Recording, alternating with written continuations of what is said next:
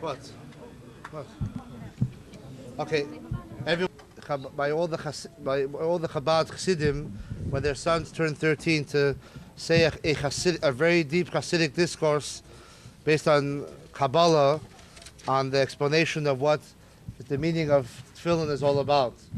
There's a Medrash Tilim that Rabbi Eliezer says that the Jewish people come to Hashem and they say that they wanna learn Torah day and night, but they don't have time.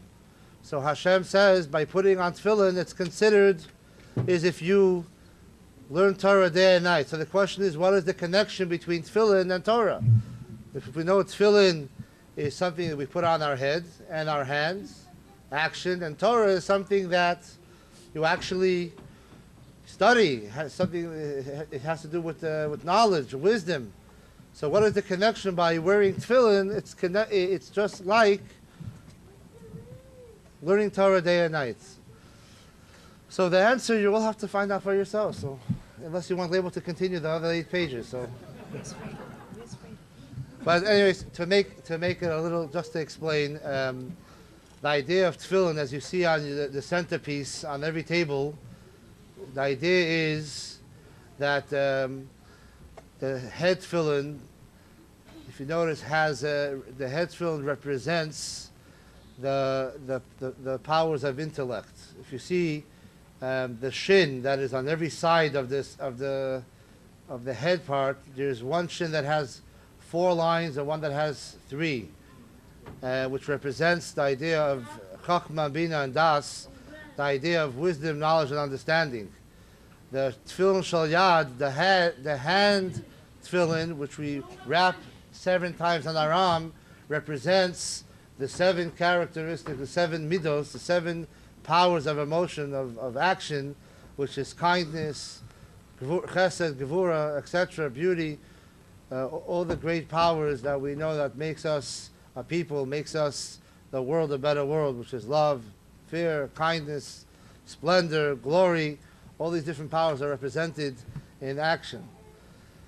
So when we put tefillin on, we're actually uniting the intellectual powers and the powers of action together. You can't drive the car without gas, and gas without a car doesn't do much. You need both together. By putting on tefillin and learning Torah together, we bring God's glory in this world in a very real way. And the Hasidic discourse explains this in detail, and anyone who's interested to go through this in detail could come by the deli after 2 o'clock when it's quiet, and we could go through it in detail. And just tell your wife, so your wife's telling the husbands, it might be a good 5-6 hours. So, but anyway, we're now going to we have a special unexpected speaker, Chani, who's going to say a few words. Okay.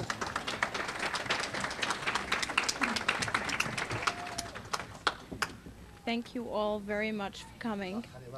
Oh, I'll speak a little louder. I want to thank everybody for coming, for making our simcha what it is today. My family came from far. My parents came from England. They really put a lot of effort into everything here. Everything is homemade. Everything is really beautiful. If you look at the centerpieces, the tefillin, my sisters put extra help into that. They're really beautiful. A very nice design, many hours. I'd like to thank my in-laws for making the very special trip with Shlomi, Shlomi here. Shlomo Arieleh. This is his big trip. His first time on a plane ever, and it was a big trip for him. Shlomi, thank you so much for coming.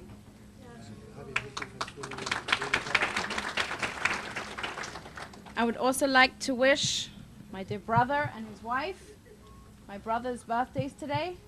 Wish him a happy birthday too.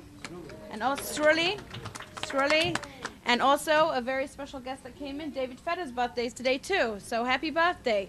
Leibel, you share many birthdays. So. It's really a great simcha for us, and I thank you all for coming. Thank you.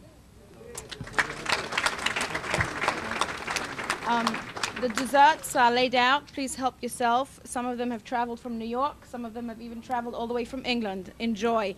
The little flag that's on some of the pastries there, that means they're dairy. And the little chocolates that are in cases are dairy too. Otherwise, everything else is parv. Thank you. Enjoy.